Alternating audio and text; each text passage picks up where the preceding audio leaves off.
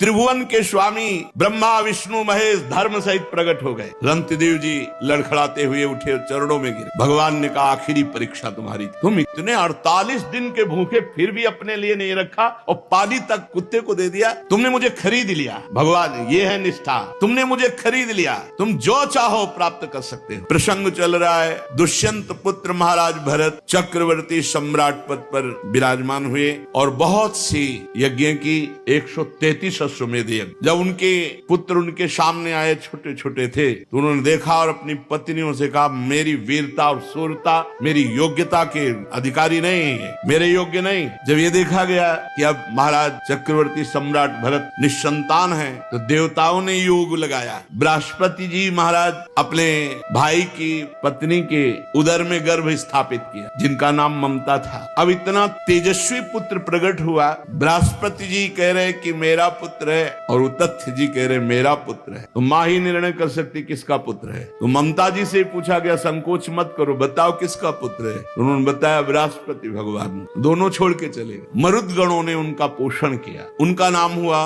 भरद्वाज, महान तपोनिधि परम पवित्र। भरद्वाज जी के मन्यु और मन्यु के 5 पुत्र हुए, बृहच्छत्र, जय, महावीर, नर और गर्ग। नर का पुत्र संस्कृति, संस्कृति के 2 पुत्र हुए, गुरु और रंतिदेव। परम पवित्र त्रिभुवन को पावन करने की सामर्थ्य रखने वाले महाराज रंतिदेव। रंतिदेव जी निरंतर भगवान में स्थित रहते और कोई भी आ जाए कुछ भी मांग ले, जो है उनके पास सब कुछ दे देते थे। निरंतर भगवान में भजन, कोई उद्योग ना करना और मांगने वालों को कभी विमुख न जाने देना। धीरे धीरे चक्रवर्ती सम्राट का वैभव क्षीण होता गया। ऐसी स्थिति आ गई कि खाने को नहीं रह गया। उद्योग रहित, निरंतर भजन में स्थित और जो आ जाए मांगे सो दे दे। महाराज रंतिदेव बहुत बड़े दानियों में सर्वश्रेष्ठ, भगवत भक्तों में महान। यहाँ तक कि कई कई दिन भोजन मिलना दुश्वार हो गया। चक्रवर्ती सम्राट रंतिदेव जी पूरा कुटुंब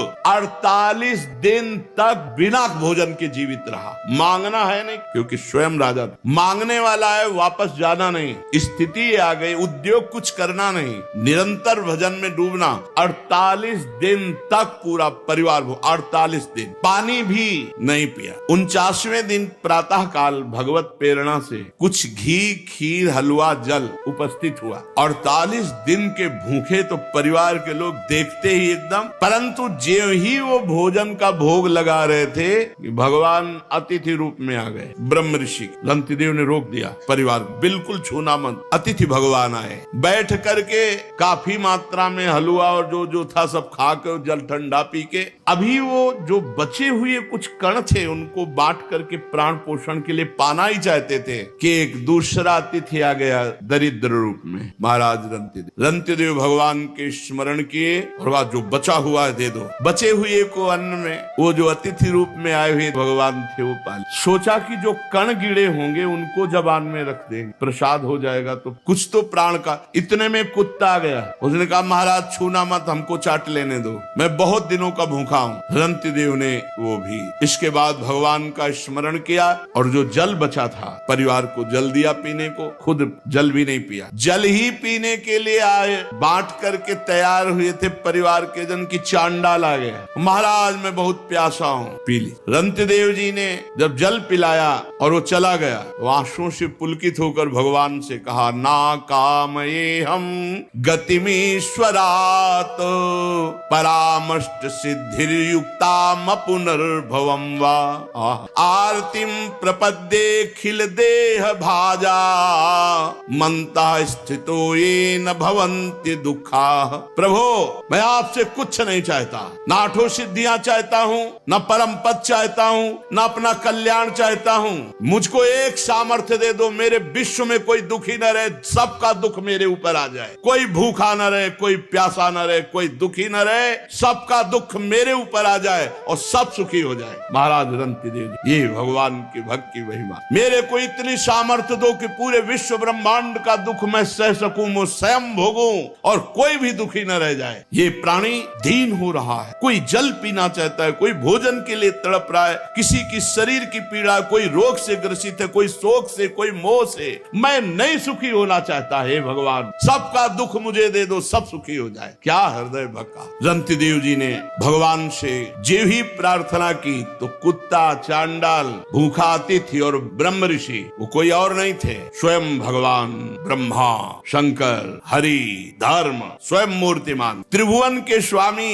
ब्रह्मा विष्णु महेश धर्म सहित प्रकट हो गए। रंतिदेव जी लड़खड़ाते हुए उठे, चरणों में गिरे। भगवान ने कहा आखिरी परीक्षा तुम्हारी थी। तुम इतने 48 दिन के भूखे फिर भी अपने लिए नहीं रखा और पानी तक कुत्ते को दे दिया। तुमने मुझे खरीद लिया। भगवान, ये है निष्ठा। तुमने मुझे खरीद लिया, तुम जो चाहो प्राप्त कर सकते हो। उन्होंने कहा प्रभु आप देना भी क्या चाहोगे? त्रिगुणमयी माया, उसका प्रभाव तो आपकी कृपा से हम जान ही चुके हैं कि मिथ्या है, मुझे नहीं चाहिए। भगवान ने कहा तुम्हारे रिश्ते नाते जितने भी परिकर के हैं सबको मैं परम धाम देता हूं। संबंधी, रिश्ते, नाते, परिवार जितने जो हैं सब परम धाम भगवान ने कहा, परम धाम दे। भगवान के परम धाम को रंतिदेव पूरे परिकर सहित गए। ये है जीवन समर्पित कर दिया तो अनंत वैभव, अनंत आनंद, अनंत काल के लिए। फिर मन्य पुत्र गर्ग से शिनी, शिनी से गार्ग का जन्म हुआ, गार्ग से ब्राह्मण वंश चला। महावीर का पुत्र दुरतिक्षय, दुरतिक्षय का 3 पुत्र त्रयारुणी, कवि, पुष्कारुणी, ये तीनों ब्राह्मण ही हुए। बृहच्छत्र का पुत्र हस्ती हुआ, उसी से हस्तिनापुर बसी। हस्ती के 3 पुत्र अजमीर, दुमीड, पुरमीड। अजमीर के पुत्रों में प्री, मेधा आदि सब ब्रह्म ऋषि हो गए। अजमीर के एक पुत्र का नाम था बृहदिश, बृहदिश का पुत्र बृहदभानु, बृहदधनु का बृहत्काय, बृहत्काय का जयद्रथ, जयद्रथ का पुत्र हुआ विशद, विशद का सेनजीत। सेनजीत के 4 पुत्र है रुचिराष्ट्र, दृढ़हनु, काश्य और वत्स। रुचिराष्ट्र का पुत्र पार था, पार का प्रथुसेन, प्रथुसेन का नीप और उनके नीप के 100 पुत्र हुए। नीप की पत्नी छाया से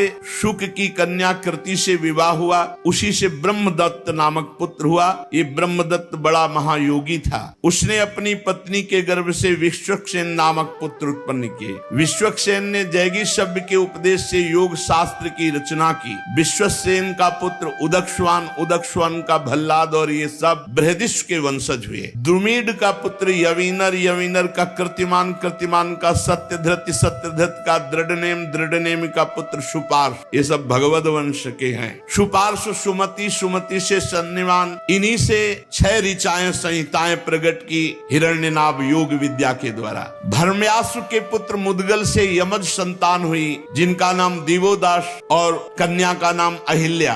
अहिल्या का विवाह महर्षि गौतम ऋषि से हुआ। बहुत ही सुंदर त्रिभुवन सुंदरी अहिल्या जी थी, इसीलिए देवराज इंद्र आकर्षित हो गया था और वो गौतम ऋषि की पत्नी अहिल्या पर गंदी दृष्टि रख। देवराज इंद्र होकर, बोलो त्रिभुवन पति होकर, एक महात्मा की पत्नी अवसर ढूंढता रहा। तो प्रातः कालीन ब्रह्म मुहूर्त में गौतम ऋषि स्नान करने जाते थे, इसको यही अवसर मिला। तो ब्रह्म मुहूर्त नहीं था, उसने अपनी माया से उस समय मुर्गा बोलते वही प्रातः कालीन माना जाता था, घड़ी आदि तो थी नहीं।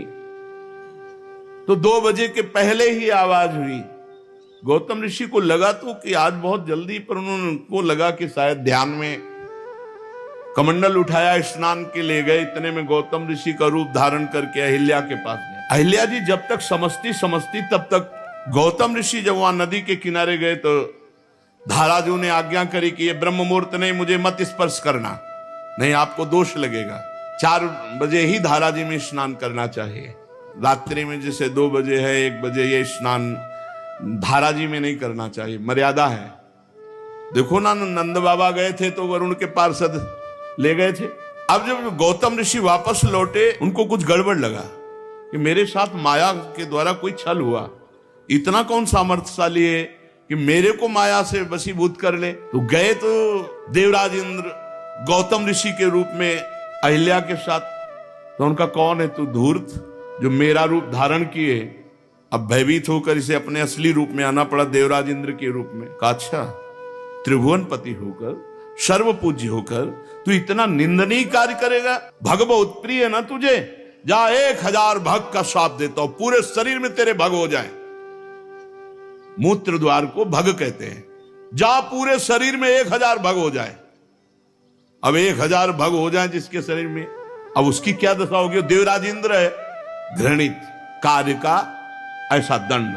चरणों में गिर पर रोने लगा। महात्मा गौतम जी के चरणों में गिर गया, रोने लगा, महाराज क्षमा करो और उद्धार करो मेरा, मैं कैसे सिंहासन पर बैठूंगा? तो बोले तब तक भोगना पड़ेगा जब तक रघुवंश में रामचंद्र जी का प्रादुर्भाव नहीं होता, तब तक भोग।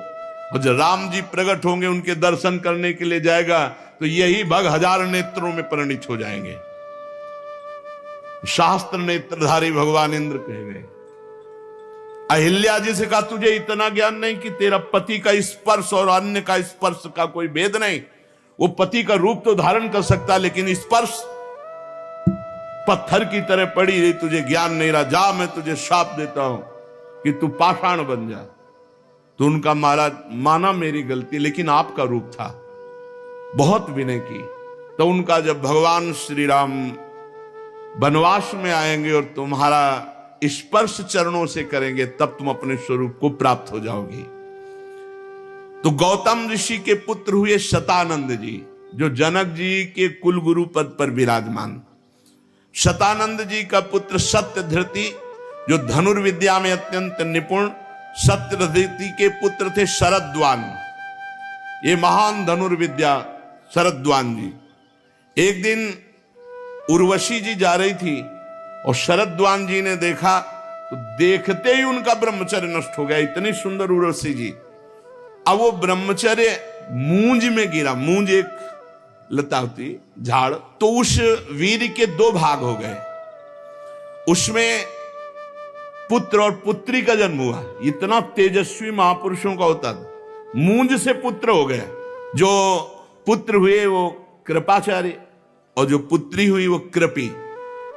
महाराज शांतनु एक दिन शिकार खेलने जा रहे थे, तो वहां रोने की आवाज आई, तो देखा तो उन दोनों को दयावश उठा लिया। जो कृपाचार्य थे वो सदैव आचार्य पद पर विराजमान रहे, और जो कन्या थी वो द्रोणाचार्य जी की पत्नी बनी। दिव्यदास का पुत्र था मित्रेय। मृत्यु के 4 पुत्र हुए, च्यवन, सुदास, सहदेव, सोमक।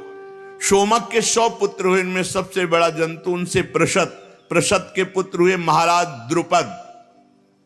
ये पांचाल नरेश महाराज द्रुपद, इन्होंने ही यज्ञ के द्वारा, यज्ञ करते समय उन्होंने इच्छा की, तो अग्निकुंड से भगवान अग्निदेव ने द्रौपदी जी को प्रकट, ये देवी है। और धृष्टद्युम्न पैदा हुआ, जो कवच कुंडल सहित, अस्त्र शस्त्र सहित द्रोणाचार्य का गला काटने में समर्थ। धृष्टद्युम्न का धर्म्याश्व और नरपति, ये सब पांचाल कहलाए। अजमेर का पुत्र ऋक्ष और उसके पुत्र शंबरण। शंबरण का विवाह सूर्य की कन्या तप्ती से हुआ। उन्हीं के गर्भ से कुरुक्षेत्र के स्वामी कुरु का जन्म हुआ। कुरु के 4 पुत्र हुए, परीक्षित, सुधन्वा, जन्नु, निषधाश्व। सुधन्वा से सुहोत्र, सुहोत्र से च्यवन, च्यवन से कृति, कृति से उपरिचर वसु और उपरिचर वसु से बृहद्दत्त। ये उपरिचर वसु बड़े ही महान भागवत थे।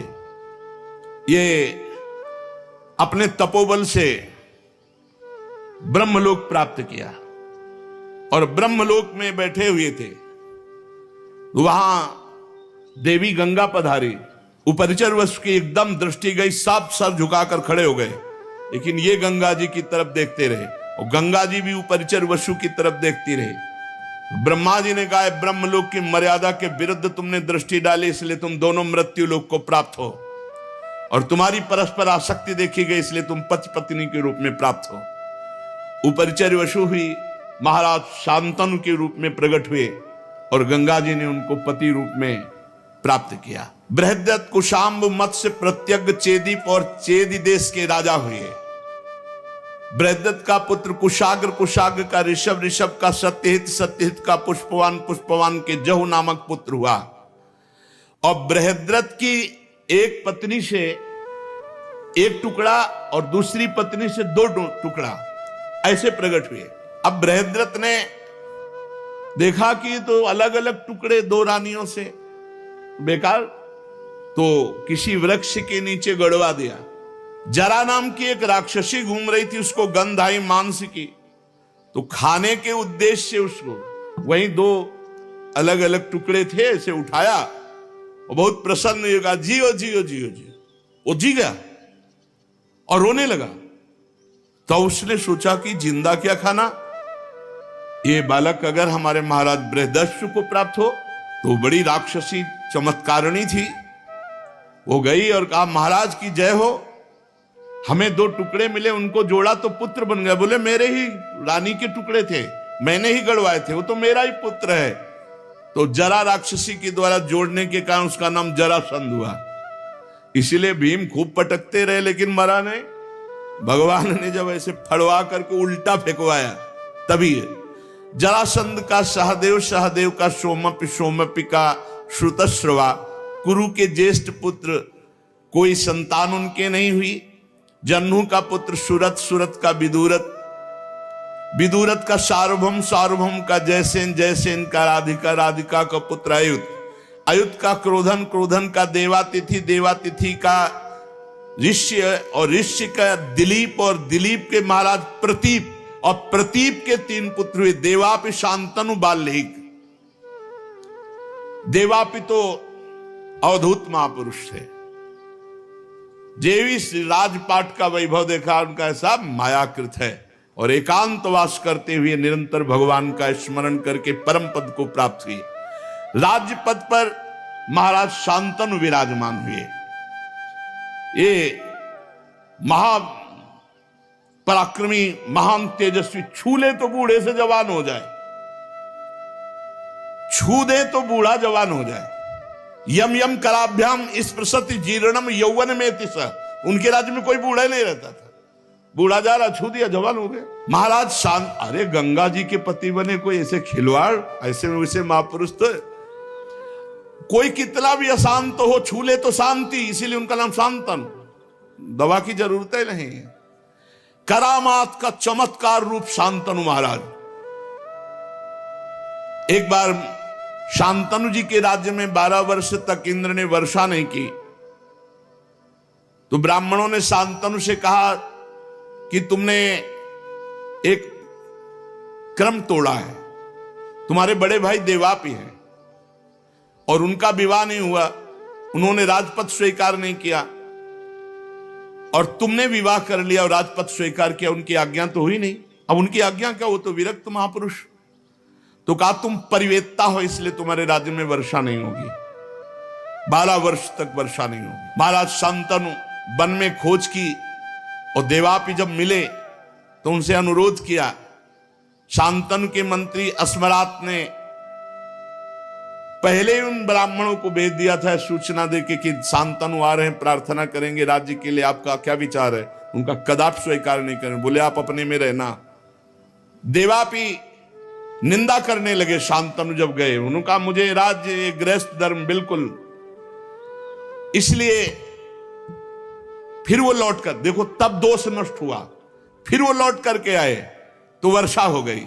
कलयुग में जब चंद्रवंश का नाश हो जाएगा, तब सतयुग के प्रारंभ में यही सब सिद्ध महापुरुष जो कलाप ग्राम में इस समय रह रहे हैं, स्वर्ग से ऊपर, स्वर्गलोक, तपलोक, जनलोक, महारलोक, इनमें बड़े बड़े सिद्ध रह रहे हैं।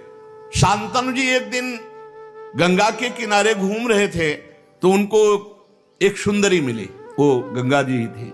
इनके पिता जो प्रतीक थे वो हरिद्वार में बड़ी तपस्या कर रहे हैं। गंगा जी प्रसन्न हुई और आकर के दाहिनी गोद में बैठ गए जांग पे, और प्रतीक ऋषि से कहा कि मैं बहुत प्रसन्न हूं तुम्हारे ऊपर, मुझे स्वीकार करो। तो उनका हाँ बेटी। तो उनका आपने बेटी क्यों कहा? बोले दाहिनी जंघा पुत्री का अधिकार। तो उनका मैं तो आसक्त चित्त होके आई थी। तो बोले मेरे पुत्र वधू तो मेरी पुत्री के समान ही रहोगी।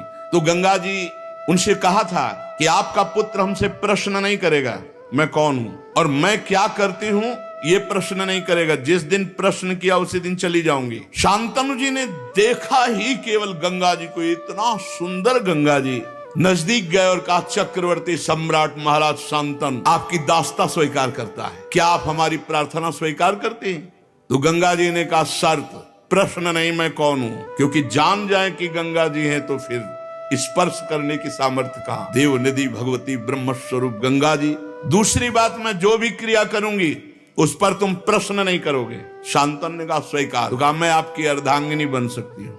अब तो गंगा जी को रथ पे बैठा के लाए, पूरे हस्तिनापुर में आनंद की धूम मच गई। गंगा देवी तो रिद्धियां सिद्धियां सब महलों में लौटती।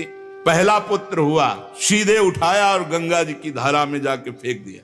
ये अष्टवसु हैं। भगवान वशिष्ठ जी के शाप से मनुष्य लोक को इनकी प्राप्ति हुई। विस्तार से चरित्र है। 2, 3, 4, 5, 6, 7, 8वें को जो उठा, कौन है तू? भीष्म जी 8वें, वही कौन है तू? अष्टवसुओं में वही। ऐसी मां तो मैंने कहीं नहीं देखा कि पैदा होते ही अपने पुत्र का वध कर दे, गंगा की धारा में फेंक दे। तू कौन है? ऐसी कैसी मां है तू? विकल हो गए महाराज शांतनु। गंगा जी ने कहा बस बस सावधान, तुम अब परिचय जानो, मैं ब्रह्मपुत्री गंगा हूं। हाथे जुड़ गए महाराज शांतनु। और मैं केवल साप के वशीभूत होकर आई थी, अब जा रही हूं, और ये पुत्र तुम्हें पूर्ण ज्ञानी महात्मा बना कर दूंगी। गंगा जी अंतर ध्यान हो। महाराज शांतनु ऐसे विरह में कि लग रहा था प्राण निकल जाएंगे। बस गंगा की धारा को देखना, गंगा जी की तरफ, गंगा जी की वही याद कि मैं जान नहीं पाया देवी गंगा हमारे पास इतने वर्षों तक रही। एक दिन वो धारा में देख रहे थे तो गंगा की धारा रुक गई, वो और प्राण की जो जिस धारा के सहारे था वो धारा भी गई। तो लगा रोक कौन सकता है? तो आगे देखा तो 9 किशोर बालक बाणों की बौछार से गंगा की धारा को रोक रहा। हे राजकुमार, कौन हो तुम इतने वीर? तो उनका मां, क्योंकि पुरुष को देखा, बोले मां। सोई गंगा जी प्रकट हो गए। अब तो महाराज शांतनु, कालो ये तुम्हारा पुत्र है देवव्रत। ये विश्व के समस्त धनुर्धरों से, जैसे भगवान परशुराम जी समस्त विद्याओं में, समस्त कलाओं में, समस्त अस्त्र शस्त्र आदि में परम प्रवीण और सत्य प्रतिज्ञ महात्मा देवव्रत, ये तुम्हारा पुत्र है। ले जाओ, तुम्हारे यश का विस्तार करेगा। तो उनका देवी आपका सानिध्य। गंगा जी काफी तसल्ली मिली देवव्रत से, पर विकलता गंगा जी शांतनु जी के भीष्म जी प्रकट हुए। शेष चर्चा आगे। श्री राधा वल्लभ लाल की।